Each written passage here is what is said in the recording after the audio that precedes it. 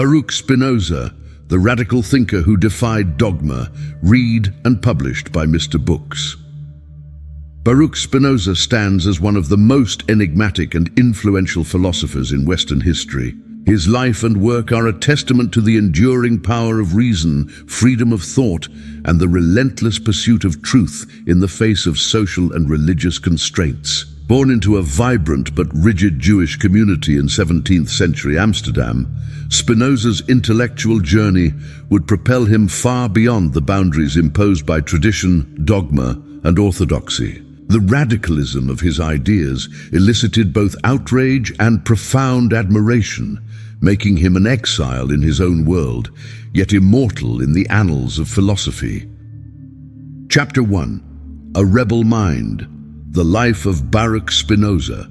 Baruch Spinoza was born on November 24, 1632, into the Jewish community of Amsterdam, a vibrant enclave shaped by the influx of Sephardic Jews fleeing the Inquisition in the Iberian Peninsula. From an early age, Spinoza existed at the confluence of tradition and transformation, his upbringing steeped in the customs and teachings of his faith, yet palpably influenced by the cosmopolitan currents of Dutch society. Spinoza's father, Michael de Spinoza, was a moderately successful merchant, and the young Baruch inherited both the entrepreneurial spirit and intellectual curiosity emblematic of the community. His formal education began at the local Talmud Torah school, where he was taught the intricacies of Jewish law, scripture, and rabbinic commentary. However, even as a youth, Spinoza's questioning nature set him apart. He was not content to simply accept the doctrines presented to him. Instead, he embarked on a journey of inquiry that would irreversibly shape his character. The intellectual climate of Amsterdam in the 17th century provided fertile ground for Spinoza's burgeoning mind. The city was a hub of global commerce and a nexus for the exchange of ideas. Here, Spinoza was exposed to the diverse spectrums of thought: Cartesian rationalism, the rising tide of scientific inquiry, and the debates between religious sects that challenged established orthodoxies. He forged associations with freethinkers and dissenters, most notably Franciscus van den Enden, a former Jesuit and radical intellectual whose mentorship proved pivotal. Van den Enden's commitment to unfettered reason and secular ethics would deeply influence Spinoza's philosophical development. The seeds of rebellion were sown early. Spinoza's refusal to adhere to literal interpretations of scripture and his skeptical approach to miracles marked him as a heretic in the eyes of the community elders. Their apprehension grew as rumors circulated about Spinoza's clandestine studies in Latin and philosophy, fields considered subversive and dangerous. The process of his intellectual emancipation, however, accelerated following his father's death in 1654. Freed from paternal expectations and communal obligations, Spinoza began to articulate his own worldview, increasingly divergent from Jewish orthodoxy. In 1656, the inevitable occurred. Spinoza was excommunicated via cherem, a formal banishment that not only severed his ties to the synagogue, but rendered him a social pariah. The curses levied against him were severe, designed to isolate and silence. Yet paradoxically, this act of exclusion became the catalyst for his greatest work. No longer tethered to communal dogma, Spinoza immersed himself in study and contemplation, living modestly and supporting himself by grinding lenses, a profession that allowed him both sustenance and solitude. The next 2 decades witnessed the flowering of Spinoza's philosophical genius. His correspondence with leading intellectuals of the age, including Henry Oldenburg and Gottfried Wilhelm Leibniz, provided an ongoing arena for debate and refinement. During this period, Spinoza engaged in the composition of his principal works, Tractatus Theologico-Politicus and Ethics. In these treatises, he grappled with the fundamental questions of existence, reality and morality, seeking to construct a system that harmonized reason, freedom, and virtue, Despite persistent accusations of atheism and political subversion, Spinoza remained steadfastly committed to his principles. His relentless pursuit of truth, unfettered by fear or favor, earned him both admirers and detractors. He died prematurely in 1677, a consequence of lung illness believed to be exacerbated by his lens grinding.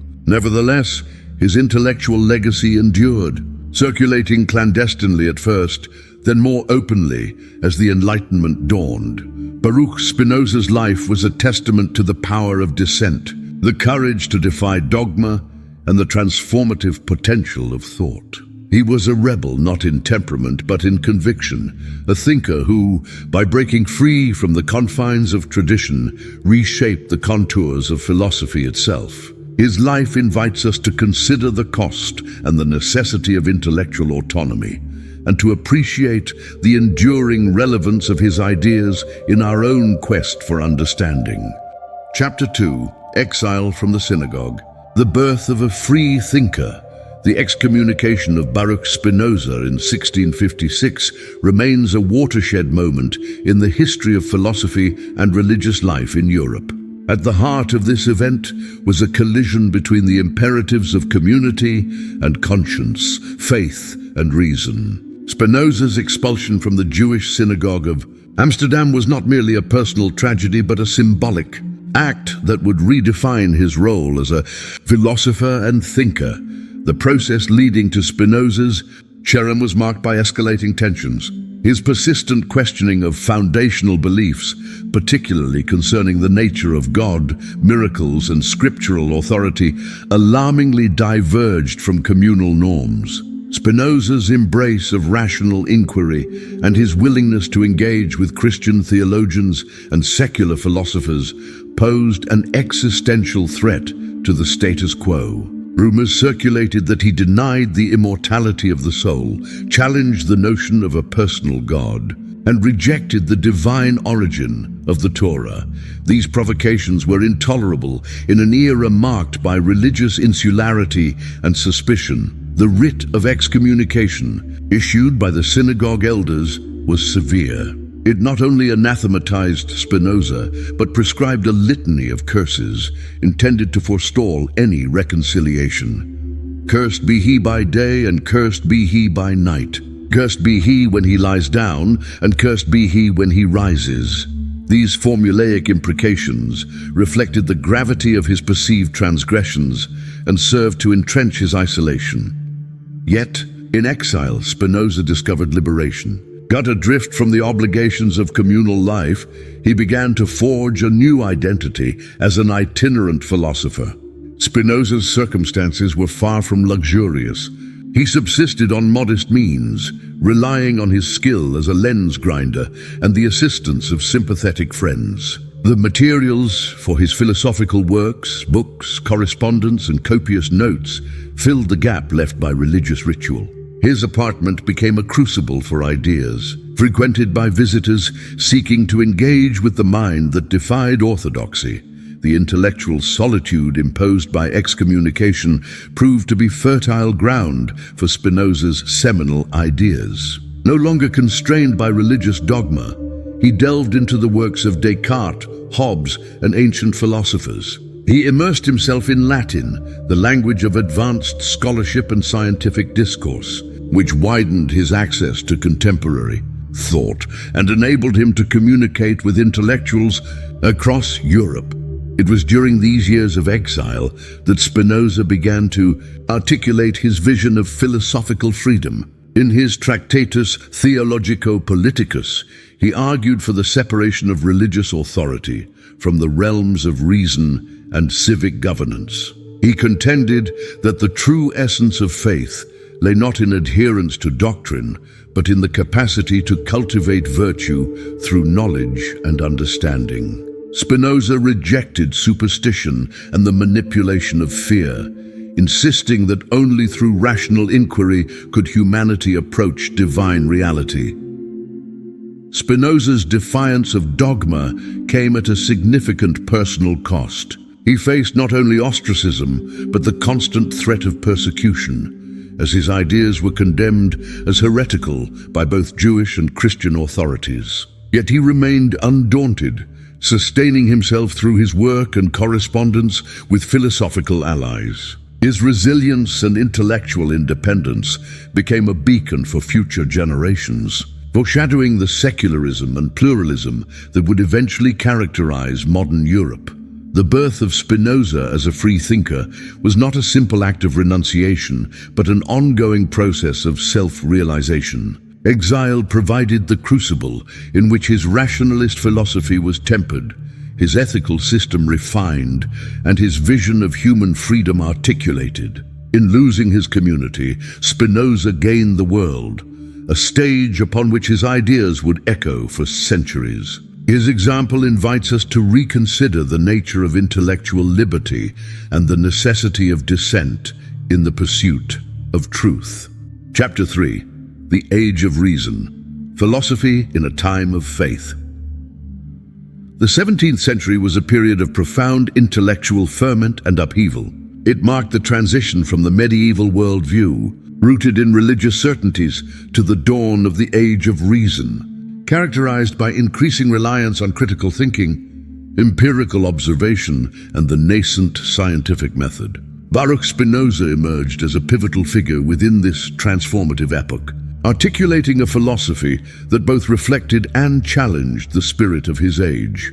European society during Spinoza's lifetime was a tapestry interwoven with religious, political, and scientific threads. The Protestant Reformation had fractured Christendom, generating both new possibilities for individual inquiry and fresh anxieties about orthodoxy.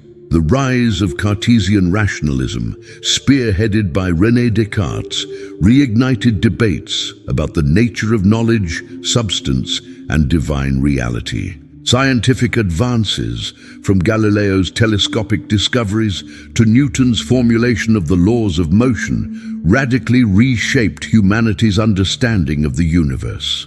In this context, Spinoza's thought represented both continuity and rupture.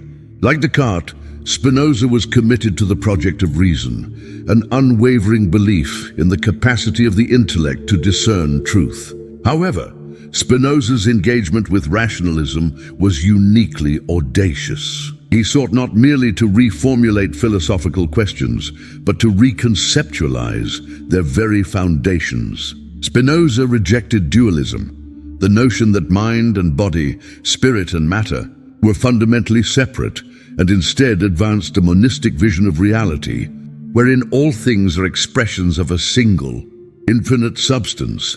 This vision placed Spinoza at odds with prevailing religious and philosophical doctrines. Where the Church maintained strict boundaries between faith and reason, sacred and secular, Spinoza argued for their integration through natural law and logical reasoning. For Spinoza, philosophy was not an abstract endeavor, but a practice integral to life itself, a means of attaining clarity, virtue, and liberation from the tyranny of passion. His work interrogated not only metaphysical questions, but ethical and political concerns, seeking to establish principles by which humans could achieve happiness and harmony. Spinoza's magnum opus, Ethics, embodies the culmination of the age's intellectual aspirations. Written in the geometric style, modeled after Euclid's axiomatic method, it reflects a confidence that truths about reality can be deduced with precision and certainty. Spinoza contended that understanding the nature of existence required disentangling oneself from superstition and emotional turbulence, cultivating the calm resolve that comes from knowledge of necessary causes. Yet, Spinoza was acutely aware of the limitations and dangers inherent in the quest for reason. He understood that religious authorities wielded considerable power over hearts and minds, and that the dissemination of radical ideas could provoke severe consequences. The reception of Spinoza's works, censored, banned, and denounced as atheistic, underscores the precarious position occupied by philosophers who sought to expand the boundaries of acceptable discourse. Through his writings and personal example, Spinoza became an emblem for the philosophical Enlightenment, a commitment to truth, autonomy, and the possibility of progress through rational inquiry. His legacy endures not only in the specifics of his metaphysical system, but in the broader ethos of intellectual freedom and ethical responsibility.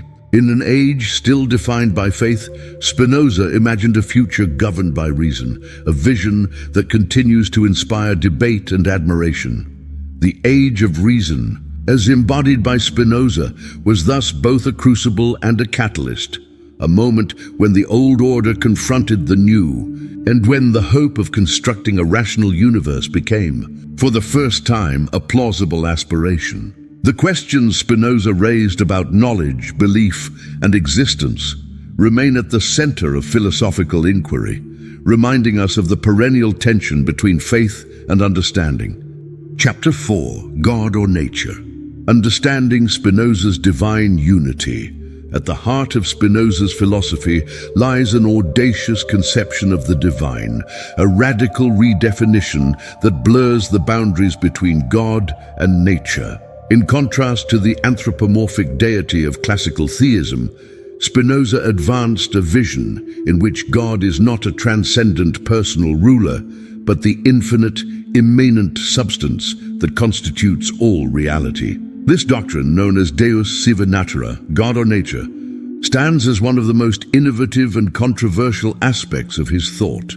Traditional Western theology posited a God distinct from creation, governed by will and purpose, dispensing miracles and intervening in worldly affairs. Spinoza, in rejecting this model, contended that such conceptions were rooted in superstition and psychological projection, products of fear, hope, and ignorance, rather than genuine understanding. Instead, he argued for a monistic ontology, in which all things are modes of a single, indivisible substance.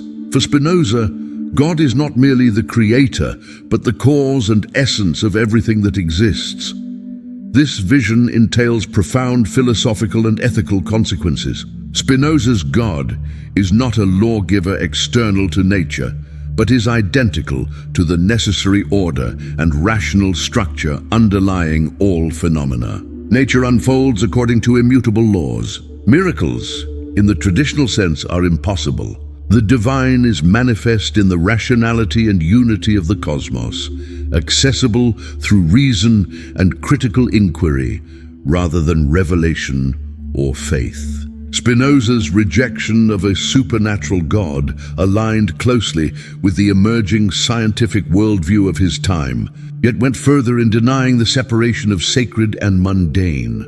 Spinoza's ethics formulates this position rigorously. He begins with the proposition that God is the absolute infinite, an infinite substance possessing infinite attributes. All things are expressions, modes of this substance, and nothing exists outside of it. This entails that mind and body, thought and extension, are not distinct realms, but two attributes of the same reality. Consequently, the distinction between creator and creation collapses. God is synonymous with the logical necessity of nature itself. This redefinition provoked accusations of atheism, yet Spinoza regarded his theology as the truest affirmation of divinity. For him, to understand God is to understand reality, its necessity, order, and intelligibility. Reverence for God becomes reverence for the rational structure of existence and the pursuit of knowledge. Spinoza's vision is thus anti-mystical. It eschews doctrines of personal salvation or supernatural intervention, instead placing value on intellectual insight and ethical living. The implications for religious practice and belief are profound. Spinoza undermined the foundations of scriptural literalism, priestly authority, and ritual piety, arguing that genuine piety is realized through understanding and virtue. The traditional dichotomy between religion and science, faith and reason, is dissolved in his work. Both become aspects of the same quest for truth. Spinoza's conception of divine unity remains one of the most powerful and controversial contributions to philosophy. It challenges us to reconsider our assumptions about God, nature, and the meaning of existence. In his synthesis, the sacred is not an external force, but the immanent logic animating the universe, a principle accessible to all through the discipline of reason. This perspective continues to inform debates about spirituality, science, and the nature of reality, highlighting Spinoza's enduring relevance as a thinker who dared to envision a truly unified cosmos. Chapter 5. The Ethics of Geometry, Building a Logical Universe. Spinoza's Ethics stands apart as one of the most original and methodologically daring works in philosophical literature. Its distinctive structure, modeled after Euclid's Elements, employs axioms, definitions, propositions, and proofs to construct a systematic account of reality, the human mind, emotions, and the path to happiness. This geometric method reflects Spinoza's profound conviction that philosophy, like mathematics, could produce clear, demonstrable truths, laying the foundation for a logical universe. The rationale for Spinoza's geometric approach is as radical as its execution. He sought to extricate philosophy from the ambiguities and rhetorical flourishes that had traditionally obscured its progress, aiming instead for a system whose conclusions followed inevitably from simple premises. In the Ethics, Spinoza begins with the most basic concepts: substance, attribute, mode, and builds step by step towards increasingly complex insights about God, nature, human psychology, and ethics. This deductive method imbues Spinoza's system with a remarkable sense of order and necessity. Just as the truths of geometry are not contingent upon opinion or authority, so too the truths of philosophy must be grounded in reason alone. Spinoza's commitment to logical rigor mirrors his ethical vision, a universe governed by immutable laws, accessible to all who cultivate understanding. The Ethics is structured into 5 parts. The first establishes the nature of God and substance. The second analyzes the mind and its relation to the body. The third dissects the passions and their origins. The fourth considers human bondage, how emotion and ignorance obstruct freedom. The fifth and final part prescribes the path to liberation through knowledge, intellectual love of God, and the cultivation of virtue. Central to Spinoza's ethical framework is the notion that human flourishing depends on understanding necessity, on perceiving how our emotions arise from natural causes, rather than external intervention or arbitrary will. The geometric method enables Spinoza to demonstrate that virtue, happiness, and freedom are rooted in knowledge, not faith or luck. Through rigorous analysis, he shows that true freedom lies not in the capacity to act on whim, but in the power to understand and integrate the laws of nature in one's life. This approach has profound implications for the conduct of ethical inquiry. Spinoza's method presupposes that all aspects of human existence, thought, emotion, action, are part of a unified, intelligible system. There is no place for supernatural intervention or metaphysical dualism. Every phenomenon is an expression of the underlying logical order. Ethics becomes a science, not a doctrine, a practice rooted in clarity and necessity, not the caprice of tradition. Spinoza's geometric vision remains both a challenge and an inspiration. While some critics lament the apparent sterility of deductive systems, others find in Spinoza's rigor a powerful antidote to confusion and dogmatism. The Ethics demonstrates that philosophy need not be a collection of opinions, but can aspire to the precision and reliability of mathematics. Ultimately, Spinoza's geometric method is not simply a stylistic choice, but an expression of his deepest convictions. It embodies his belief in reason, necessity, and the possibility of understanding, a testament to the power and promise of philosophy. In inviting us to build a logical universe, Spinoza offers a blueprint not only for thought, but for life itself. Chapter 6. Freedom of Thought, Challenging Religious Orthodoxy. Baruch Spinoza's intellectual life was defined not by acceptance, but by challenge. From his earliest years in the Jewish community of Amsterdam, he exhibited an inquisitive spirit, one that would ultimately lead to his ostracization and excommunication. This chapter explores the profound ways in which Spinoza challenged religious orthodoxy, setting himself at odds with both Judaism and Christianity, and by extension, with the very notion of dogma. At the heart of Spinoza's radicalism lay his commitment to freedom of thought. In an age when questioning religious doctrine was tantamount to heresy, Spinoza argued that true piety and virtue consisted not in blind obedience, but in intellectual autonomy. His earliest treatises, and most notably the theological political treatise, are suffused with a defense of free inquiry, a conceptual liberation that was unheard of in his time. Spinoza dissected the foundations of religious authority, insisting that holy texts are not repositories of eternal, unchallengeable truths, but historical documents shaped by human language, culture, and error. He examined the Bible not as a divine monolith, but as a collection of disparate authors, each situated within their own context and subject to the limitations of their understanding. By applying the same rational criticism to Scripture as to any other text, Spinoza inaugurated what would later be known as the historical critical method. His arguments were not mere iconoclasm for its own sake.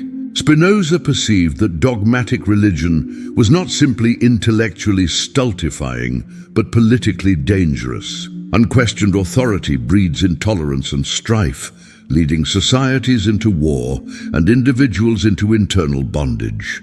For Spinoza, freedom of thought was a prerequisite for moral and civic health. A person enslaved by dogma is, in his view, as shackled as one bound by chains. But Spinoza made a critical distinction.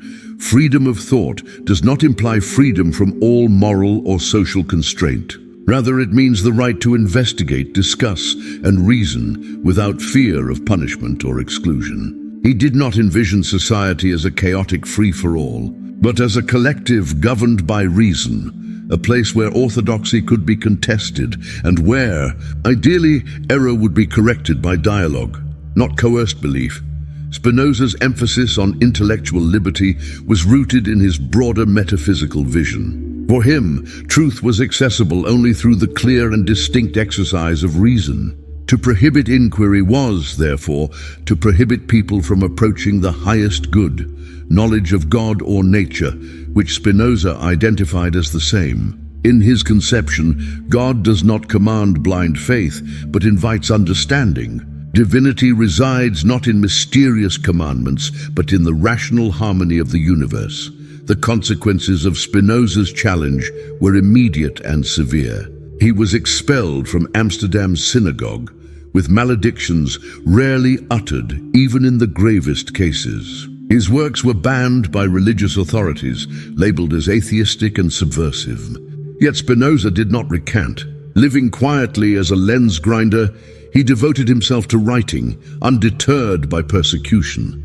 His legacy endures far beyond the controversies of his age. Spinoza's unwavering defense of freedom of thought inspired later generations of philosophers and revolutionaries. The Enlightenment's embrace of reason and skepticism owes much to Spinoza's example. Today, his challenge to dogma reverberates as a rallying cry for those who defend the right to question, to doubt, and ultimately to think. In sum, Spinoza's confrontation with religious orthodoxy was not merely a rebellion against tradition. It was a constructive effort to redeem religion from superstition and violence, and to ground both faith and society in reason. His vision, at once radical and restorative, remains an enduring guide for those seeking liberation in both spirit and mind. Chapter 7. The Mind and the Body, Two Sides of One Reality. In traditional philosophy, the human being was seen as a dichotomy, a spiritual mind and a physical body, forever in tension. René Descartes, Spinoza's contemporary, posited the famous dualism that would shape subsequent centuries, mind and body, as fundamentally different substances. Spinoza's philosophy, however, proposed a radical alternative, a monist conception in which mind and body are not separate, but are two aspects of a single reality.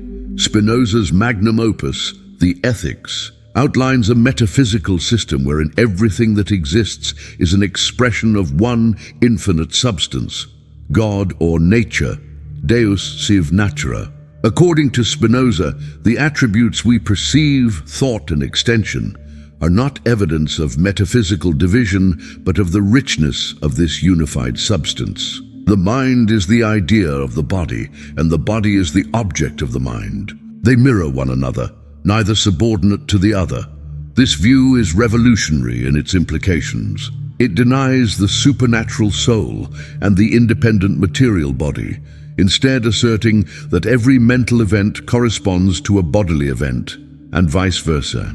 Human experiences, emotions, desires, and thoughts are not intrusions from the divine, nor are they mere epiphenomena of matter. They are natural expressions of the same reality. Spinoza's monism extends to ethics and psychology. If mind and body are aspects of one reality, the path to knowledge and well-being cannot involve the mortification or renunciation of the body, as so many traditions had taught. Instead, self-understanding involves understanding how bodily states affect the mind and how mental clarity can influence physical health. The passions that oftentimes seem to enslave us, fear, anger, envy, are understood by Spinoza as arising from interactions within this unified system. Mastery over emotion, therefore, is not a supernatural achievement, but the result of rational self-knowledge. The unity of mind and body also has deeper implications for freedom. Spinoza's determinism holds that all events unfold according to the necessary order of nature. Human choices and actions, while experienced subjectively, are expressions of causal laws that govern both mental and physical domains. Thus, genuine freedom for Spinoza is not the ability to act contrary to necessity, but the capacity to understand and embrace the necessity that governs our being. Knowledge then becomes liberation. To know the causality behind our mental and physical states is to participate in God's infinite intelligence.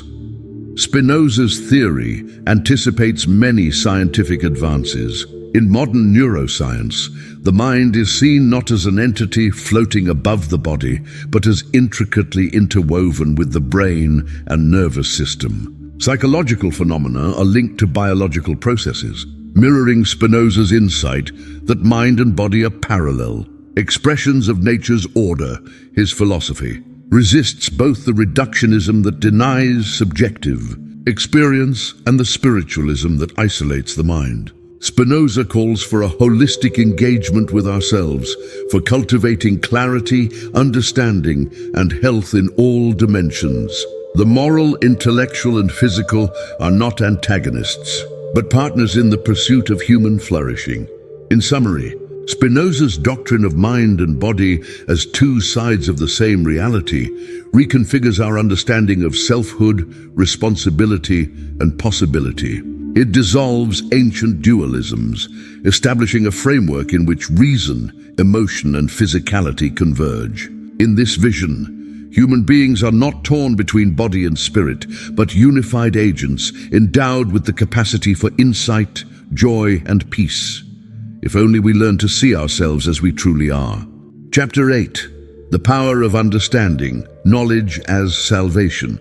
Baruch Spinoza's philosophy elevates understanding as the supreme pathway to human salvation. Unlike the ideologies that dominate through faith, fear, or ritual, Spinoza constructs a vision of enlightenment, where the mind's ability to grasp truth becomes the key to freedom, happiness, and virtue. In Spinoza's system, ignorance is the source of suffering and bondage. The mind that does not understand is subject to confused ideas, misinterpretations, and external manipulation. Superstition, prejudice, and passion reign where reason fails to illuminate. For Spinoza, the liberation of individuals and societies begins with the diligent pursuit of knowledge, especially knowledge of God or nature. But what precisely is this knowledge? Spinoza distinguishes multiple kinds of knowing. At the lowest level, we encounter opinion or imagination, ideas formed through hearsay or sensory experience, which are partial and often misleading. Above this is reason, which enables us to grasp general truths, laws, and order. At the highest is intuitive knowledge, where one perceives the essence of things directly, recognizing their place in the grand unity of existence. Through reason and intuition, the mind overcomes the limitations of mere sensation and tradition. In Spinoza's metaphysics, to understand something truly is to see it as necessary, interconnected, and expressive of the divine order. This comprehension, far from diminishing the object of study, exalts it. It becomes an occasion for awe and love.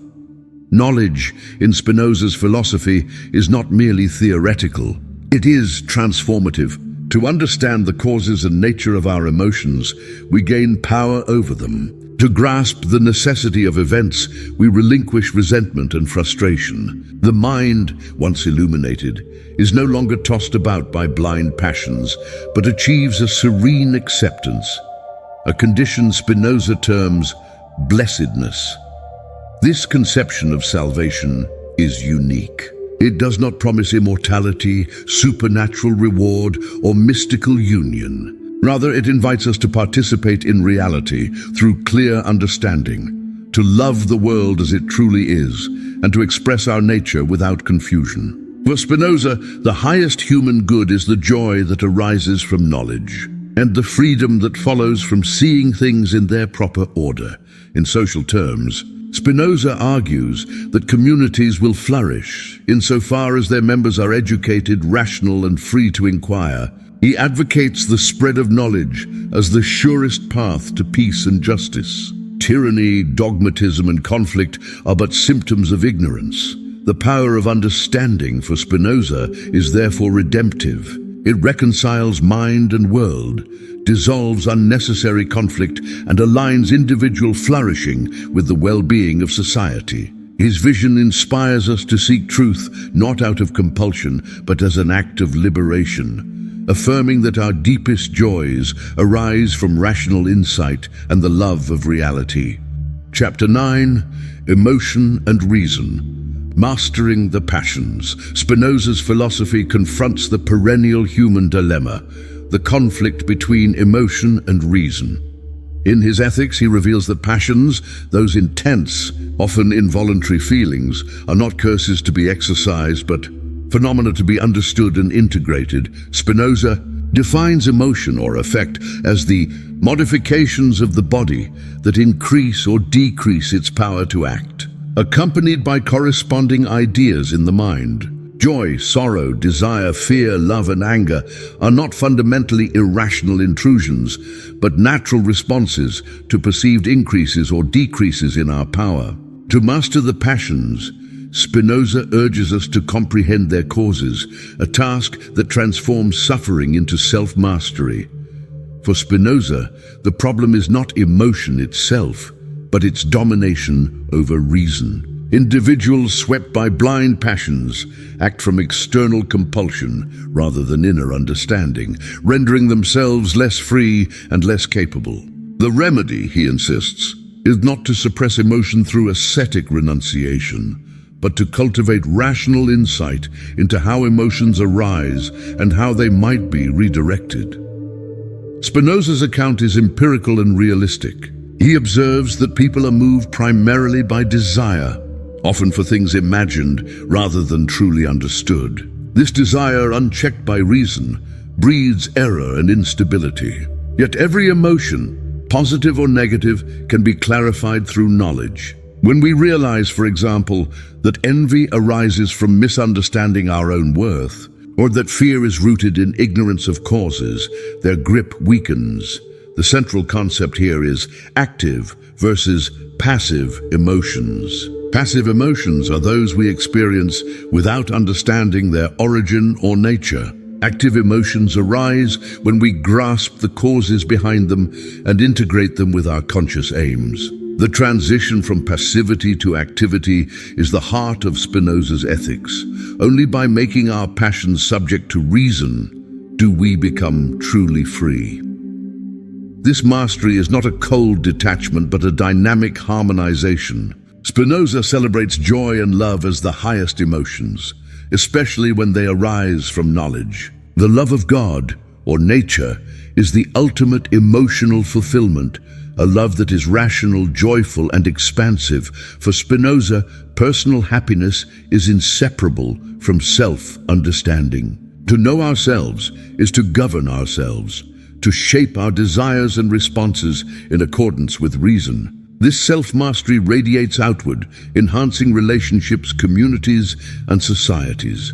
The path to mastering the passions, then, is a life dedicated to understanding both self and world. Spinoza invites us to see emotions not as adversaries, but as energies to be transformed through knowledge. The reward is freedom, the capacity to live in accord with our nature, enjoying the fullness of life without being prey to chaos or compulsion. Emotion and reason, in Spinoza's vision, are not antagonists but partners. Their alliance, forged through understanding, leads to empowerment, tranquility, and joy. Mastery of the passions is not the absence of feeling, but the enrichment of life through wisdom. Chapter 10. The Freedom to Think. Spinoza's Political Philosophy. Spinoza's commitment to freedom did not stop at the individual. It extended richly into the domain of politics. His political philosophy, most systematically articulated in the theological political treatise, envisions a society where the freedom to think, speak, and inquire is paramount. Spinoza's era was rife with religious and political conflict. The tyranny of dogmatic authorities stifled not only philosophical exploration, but also civil liberty. Against this backdrop, Spinoza advanced a doctrine that was as pragmatic as it was radical. At its core, Spinoza's political vision is built upon the natural right of each individual to pursue their interests, a right that stems from the very nature of existence. People do not relinquish this right upon entering society. Rather, they form communities to better secure peace, safety, and flourishing. Legitimate political authority arises only from the consent of the governed and must be organized to preserve, not abolish, the citizens' fundamental freedom. Spinoza argues for the separation of church and state, believing that public welfare depends on tolerance of diverse opinions and religious practices. To legislate belief is not only unjust but counterproductive, leading inevitably to hypocrisy, unrest, and rebellion. For society to prosper, individuals must be free to discuss, question, and interpret, even to accept or reject religious dogma. This freedom, however, is not unbounded. Spinoza appreciates the necessities of law, order, and communal welfare. He advocates for a balance wherein personal liberty is respected, insofar as it does not undermine the security and peace of others. State power must be rational, serving the common good and guided by just laws. Democracy is Spinoza's preferred form of government, for it best embodies the principle of shared reason and collective consent. Where citizens participate actively in governance, their interests are more likely to be respected and conflicts are more readily resolved through dialogue rather than force. Religious and philosophical plurality, underpinned by civil rights, becomes not a threat but a resource. Spinoza warns that the suppression of thought leads not to unity but to bitterness, suspicion, and eventual upheaval. Tyrannies fear the light of reason. Healthy societies welcome it. The dissemination of knowledge, the encouragement of inquiry, and the protection of free speech are, for Spinoza, the pillars of political stability and progress. His political philosophy remains relevant in modern times. The foundation of democratic societies, human rights, and the ongoing struggle for tolerance all bear Spinoza's imprint. His defense of freedom is neither naive nor reckless. It is a considered affirmation of the capacity of reason to govern both individual life and collective affairs. In sum, Spinoza envisions a society governed by reason, animated by the freedom to think, and sustained by the virtue of its members. His political doctrine is a blueprint for emancipation, one that seeks not to erase difference, but to harmonize it within a just and tolerant order. Chapter 11. The Limits of Superstition, Religion Reimagined. Religion, in Spinoza's analysis, is both a source of inspiration and a potential obstacle to human flourishing. His critique of superstition is unsparing, but his vision for religion is ultimately restorative. He seeks not the destruction of faith, but its transformation through reason. In his era, religious superstition dominated both public and private life, breeding intolerance, fear, and conflict. Spinoza recognized that much of what passed for piety was but the manipulation of ignorance. Rituals and commandments became tools for control, and the supernatural was enlisted to justify authority. Spinoza's critique centers on the nature of revelation and divine will. For him, God does not will as humans do. The laws of nature are the true commandments, immutable, intelligible, and universally accessible. Miracles, in his estimation, are not suspensions of natural law, but events misunderstood by human minds. The attribution of supernatural agency to unexplained phenomena is the mark of ignorance, not piety. Scripture, Spinoza argues, is the work of human authors striving to communicate ethical truths within the bounds of their own knowledge and context. It is not infallible, nor is it immune to historical and linguistic accident. The task of reason is to discern the moral core of religious teaching, to distinguish eternal values from temporally bound practices. Spinoza calls for a religion of reason, in which faith is grounded in understanding rather than dogma or fear. Such religion is inseparable from ethics. Its precepts guide us to justice, charity, and mutual respect. The highest religious experience is not submission to incomprehensible mysteries, but the joy of seeing and loving the world as it truly is. He cautions that superstition, left unchecked, distorts both personal and political life. It leads to fanaticism, cruelty, and unrest. The antidote is education, the cultivation of rational faculties, and the encouragement of critical inquiry. Individuals thus become less prone to manipulation and more capable of genuine piety.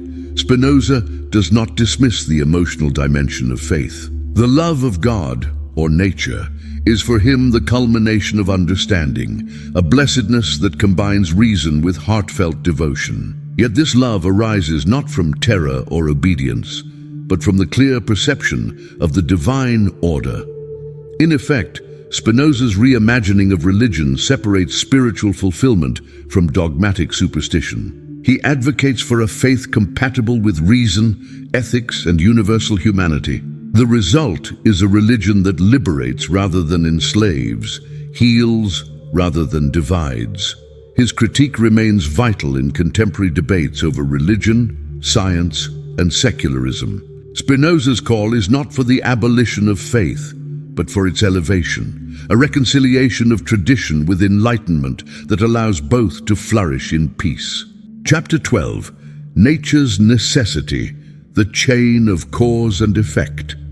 Spinoza's philosophy begins and ends with the rigorous principle of necessity. For him, the universe is not a tapestry woven on the whims of providence or the intervention of supernatural forces, but an unbroken chain of causes and effects guided by immutable laws. The foundation of his magnum opus, Ethics, rests upon a radical assertion.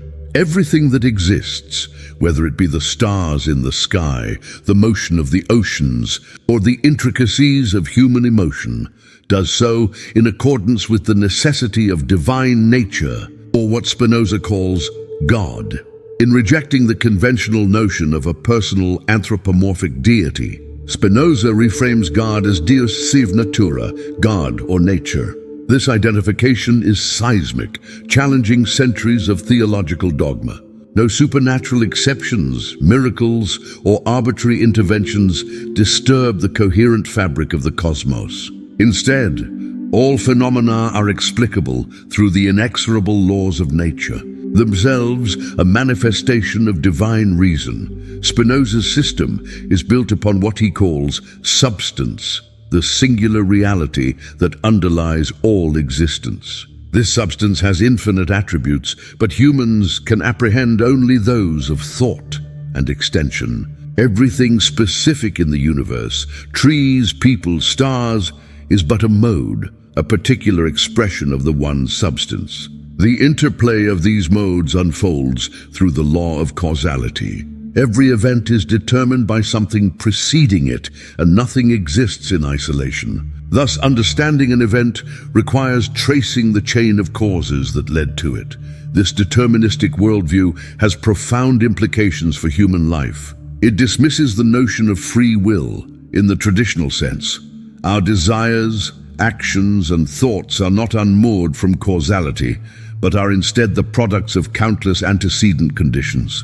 To Spinoza, freedom does not mean acting without constraint, but rather acting in accordance with one's own nature, understood through clear reason. The more we apprehend the causes that shape us, the more capable we become of rational self-determination.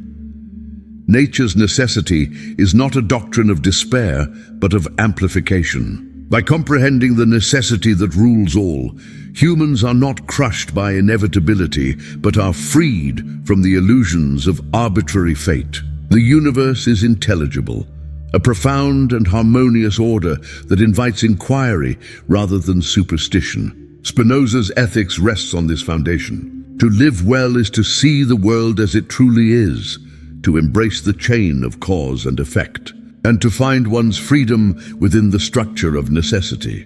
In conclusion, Spinoza's doctrine of nature's necessity is a call to reason and intellectual honesty. It asks us to abandon comforting illusions and to face the world as a unity governed by law.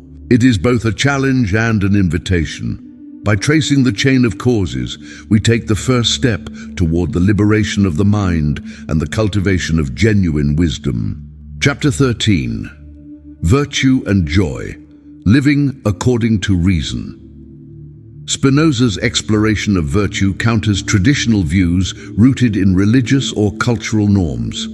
For him, virtue is inseparable from reason. It is not measured by conformity to external codes or rules, but by the internal coherence of rational thought and action. To be virtuous is to act from the necessity of one's own nature, comprehended through reason. Central to Spinoza's ethical vision is the concept of conatus, the inherent striving by which each being endeavors to persist and flourish. This striving, when guided by reason, leads to empowerment and authentic joy. Joy, for Spinoza, is not mere pleasure or the chase of ephemeral happiness, but is the increase in one's power to exist and act. It is a deepening of one's being, achieved by the alignment with truth and understanding. Living according to reason is a path marked by intellectual clarity and emotional balance. It means recognizing the causes that give rise to one's passions and desires and learning to moderate them through the power of understanding. The passions which often dominate human life, fear, anger, jealousy, are products of inadequate ideas, shaped by external causes and misconceptions. By cultivating adequate ideas, arising from the clear perception of the causes behind phenomena, the rational individual moves beyond the sway of the passions. Spinoza's account of virtue also involves the concept of the free man. The free individual is not someone who acts according to arbitrary choice, but someone whose actions are determined by the understanding of necessity and the rational pursuit of one's true good. True freedom, in Spinoza's terms, consists in living according to the laws of one's nature, fully known and embraced. Joy emerges from this way of life. It is no coincidence that Spinoza identifies joy as a sign of virtue and understanding. The wise person feels joy, not because he or she acquires external wealth or honors, but because of the inner coherence and empowerment that comes from living in harmony with reason and nature.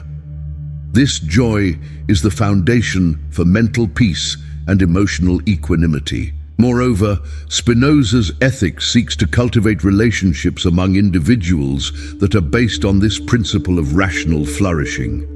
Cooperation, friendship, and love become rational pursuits, sources of greater joy and virtue, rather than threats to one's autonomy. The ethical community envisioned by Spinoza is one in which individuals support one another in the quest for understanding and self-realization. In conclusion, living virtuously for Spinoza is synonymous with living joyfully, guided by reason, and by the understanding of one's place in the larger order of nature. It is a life of striving, shaped not by external dictates, but by the inner necessity of rational comprehension. A life where joy is not an accident, but the inevitable result of virtue. Chapter 14. The Path to Blessedness, the Intellectual Love of God.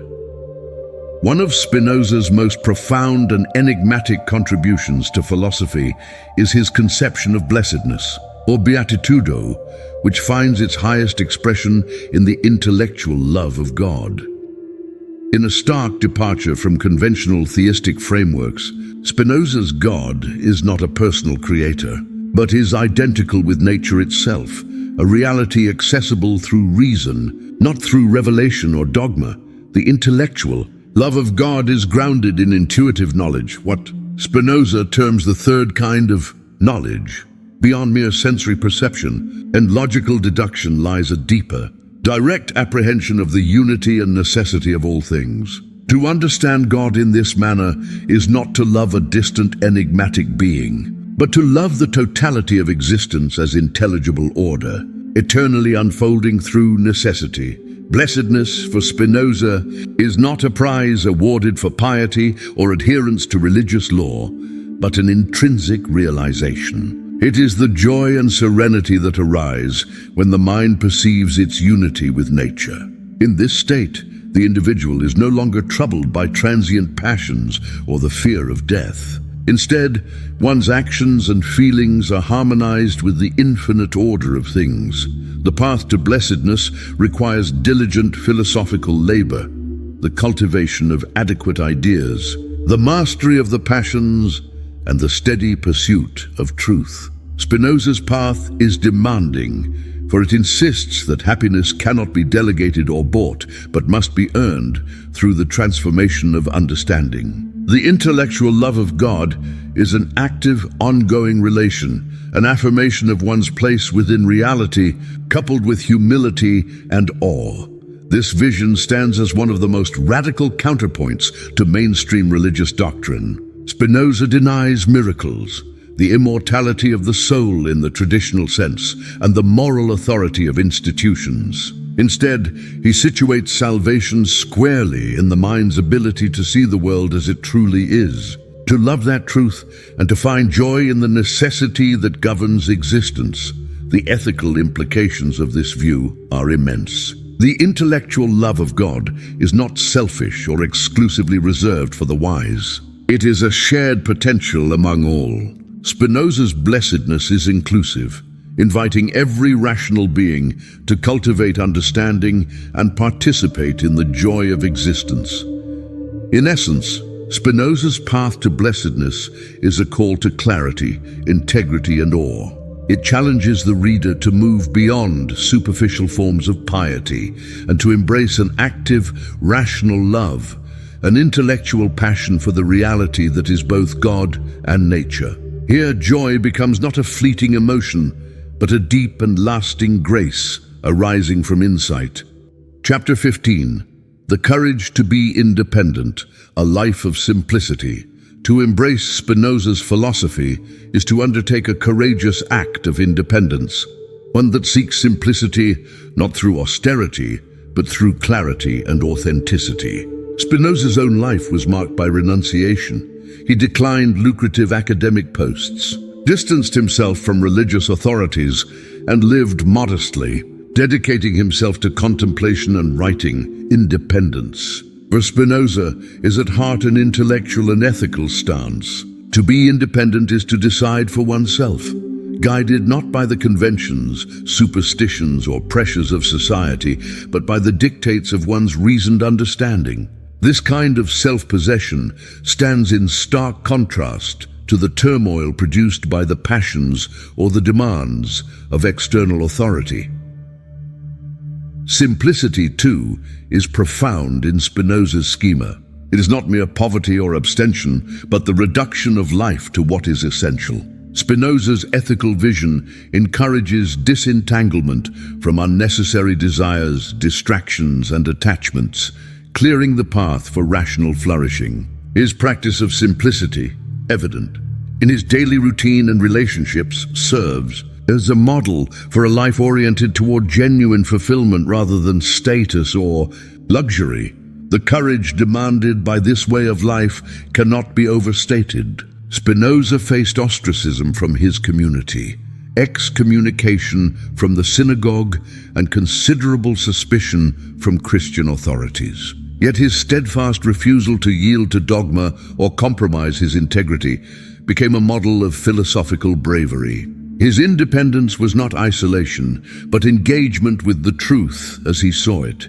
In practical terms, this independence allowed Spinoza to pursue his work free from constraints, intellectually, emotionally, and ethically. His correspondence with figures across Europe illustrates a mind open to dialogue, yet resolutely committed to its principles. He sought simplicity not just as an individual, but as an advocate for a more equitable, rational society.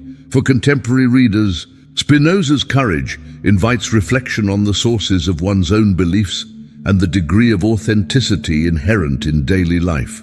It challenges individuals to examine inherited conventions and to cultivate the inner strength necessary to reject what is irrational or unworthy. The commitment to simplicity demands discernment about what is truly valuable, emphasizing internal harmony over external acquisition. In sum, Spinoza's model of independence and simplicity stands as a challenge and an inspiration. It demands the courage to think for oneself, to live deliberately, and to seek fulfillment in clarity, virtue, and reason. In this, Spinoza embodies the true philosopher, uncompromising in the search for truth, yet generous in his hope for human flourishing. Chapter 16. Spinoza's Influence on Enlightenment Thinkers.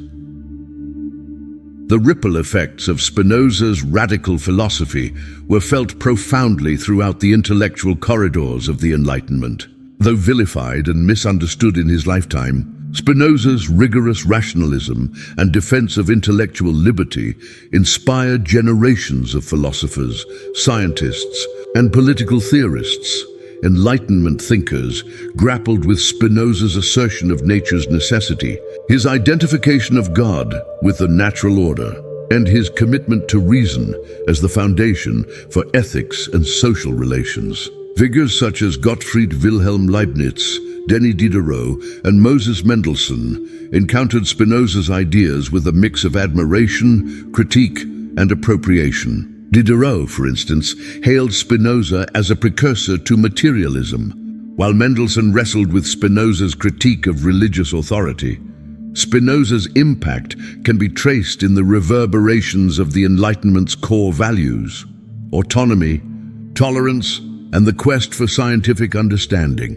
His rejection of supernaturalism provided ammunition for those challenging ecclesiastical dominance, while his vision of freedom rooted in rational self-determination became crucial to emerging ideas of civil rights and democracy. The doctrine of intellectual liberty flowered in Spinoza's theological political treatise, a sourcebook for later arguments in favor of freedom of thought, speech, and publication. This treatise, controversial and often banned, provided a template for secular critique of religious and political authority. John Locke, Voltaire, and even Jefferson felt the influence of Spinoza's uncompromising defense of free inquiry.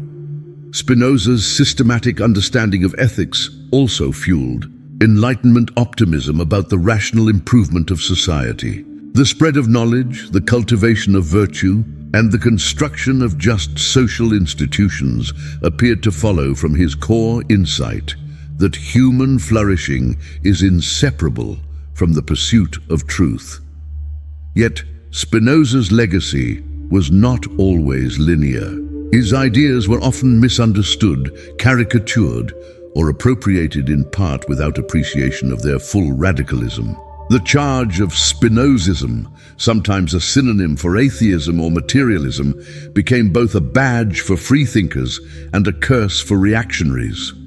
In conclusion, the Enlightenment owes much to Spinoza. His radical rationalism, defense of liberty, and vision of a unified, naturalistic reality reverberate in the modern ideals of democracy, scientific inquiry, and ethical autonomy. Spinoza emerges not just as a precursor, but as a foundational architect of the world modernity built. Chapter 17. The Modern Legacy. From Einstein to secular humanism, Spinoza's influence has endured well beyond his own era, shaping the contours of scientific thought, secular humanism, and the philosophical temperament of the modern age. Albert Einstein famously professed admiration for Spinoza's God, a God who reveals itself in the harmony of existence, not in the tempest of miracles or dogmatic pronouncements. The Spinozist legacy is visible in the foundations of theoretical physics, where the search for universal laws mirrors Spinoza's conviction that reality is governed by necessity and rationality. Einstein's determinism, his comfort with the absence of divine caprice, and his reverence for the majesty of nature echo Spinoza's teachings. In Einstein's universe, mystery is an invitation to inquiry, not a boundary for faith, a sentiment rooted in Spinoza's worldview. Beyond science, Spinoza's ethics inform the principles of secular humanism, the belief in the capacity of humans, using reason and compassion to create meaningful lives and just societies. The affirmation of natural order, intellectual freedom, and the pursuit of joy resonates with contemporary movements dedicated to critical inquiry, social justice, and ethical autonomy. Modern philosophers such as Gilles Deleuze, Antonio Damasio, and even the existentialists have engaged with Spinoza's system as a source of ongoing inspiration. His monism, refusal of dualisms, and dynamic notion of human empowerment have provided frameworks for reimagining mind, body, and society in thoroughly naturalistic terms. The impact on psychology and neuroscience is especially notable. Spinoza's attention to the workings of the emotions, the interplay between knowledge and passion, and the possibility of self-mastery presaged discoveries in cognitive science. His notion that understanding breeds peace and power finds support in clinical study and therapeutic practice. Despite centuries of misunderstanding, Spinoza's ideas have become ever more relevant. The ecological crisis, cultural pluralism, and the retreat of religious authority highlight the urgency of his call for rational freedom, tolerance, and reverence for nature. The notion that all things are connected, that the well-being of individuals is tied to their grasp of unity and necessity, remains a compelling vision for an age in search of meaning. In short, Spinoza's legacy endures in the humility of scientific inquiry, the hope of secular humanism, and the necessity for courage in confronting the complexities of modern life. His thought offers not answers, but direction, a rational guide for seeking harmony in ourselves and the world. Chapter 18. Misunderstood Genius, Myths and Misreadings. Baruch Spinoza's philosophical legacy has been dogged by persistent myths and misreadings, often fueled by misunderstanding, opposition, or the sheer complexity of his thought. From charges of atheism and fatalism to caricatures of cold rationalism, the image of Spinoza frequently bears little resemblance to the reality of his philosophical vision. The most enduring misconception is that Spinoza is an atheist, While he denies a personal, interventionist deity, Spinoza's God is the very substance of reality, infinite and necessary. His pantheism, God as nature, calls for a profound reverence, not rejection. Critics in his own time accused him of undermining morality and faith. Yet Spinoza's philosophy is rooted in a demanding ethic of understanding, joy, and empowerment. Another charge is that Spinoza is a determinist who leaves no room for human freedom. In truth, Spinoza reconfigures freedom not as the absence of causal determinants, but as the understanding of necessity. The more we perceive the origins of our passions and ideas, the more we become self-possessed and free to act according to reason. Spinoza's insistence on rationality is also misinterpreted as emotional coldness. His emphasis on joy, love, and social harmony counteracts this caricature. Spinoza does not dismiss the passions. He seeks to understand and transform them, encouraging a life of positive affect grounded in adequate ideas. Popular accounts sometimes depict Spinoza as isolated, detached from the world. Yet his correspondence and engagement with global thinkers reveal a vibrant mind connected to the debates and issues of his day. His modesty and simplicity were both personal choices and philosophical commitments. Modern misreadings often stem from the difficulty of his writings. The geometric method, formal definitions, and dense argumentation challenge readers unaccustomed to such systematic rigor.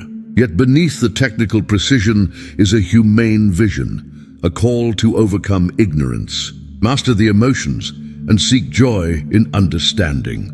The myths surrounding Spinoza underline the perennial challenge faced by radical thinkers. Their teachings, often threatening the status quo, are subject to distortion, both as a form of resistance and as a failure of comprehension. It is only by returning to the original texts, probing the depths of Spinoza's arguments and appreciating his context, that the full measure of his genius emerges. In summary, Spinoza, as a misunderstood genius, is both a cautionary tale and an invitation. The challenge is to look beyond popular caricatures and recognize the profundity, courage, and relevance of his thought. Only then does his philosophy reveal itself as a guide for intellectual honesty and the pursuit of true liberty. Chapter 19, How to Live Like Spinoza, Rational Freedom in Daily Life. Baruch, Spinoza's teachings offer not just intellectual richness, but practical guidance for daily existence. At the heart of his philosophy lies the pursuit of rational freedom, a disciplined form of liberty anchored in reason, self-understanding, and virtuous living. Reason as the foundation of freedom for Spinoza. Reason is not a mere cognitive exercise, but the chief faculty to guide human life. To live like Spinoza, one must learn to distinguish between emotions rooted in ignorance and those grounded in knowledge. He divides the passions into passive and active. Passive emotions, such as envy or hatred, arise when the mind is subject to external causes it cannot fully comprehend or control. In contrast, active emotions, like joy derived from understanding, empower us to act freely and rationally. Daily life presents countless situations where this distinction is vital. When faced with frustration, Spinoza urges us to interrogate the origins of our discomfort.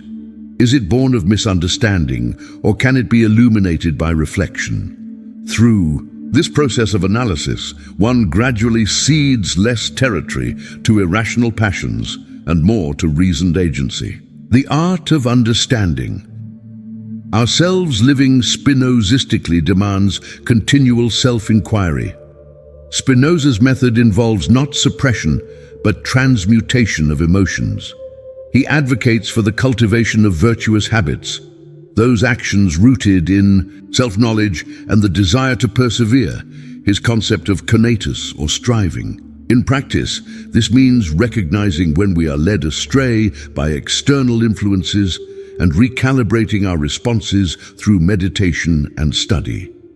Spinoza's life embodies this discipline. Excommunicated from his community, Subjected to hostility, he nonetheless maintained serenity, focusing his energy on philosophical work, lens-making, and modest living. His routine was a testament to the power of rational independence and self-mastery.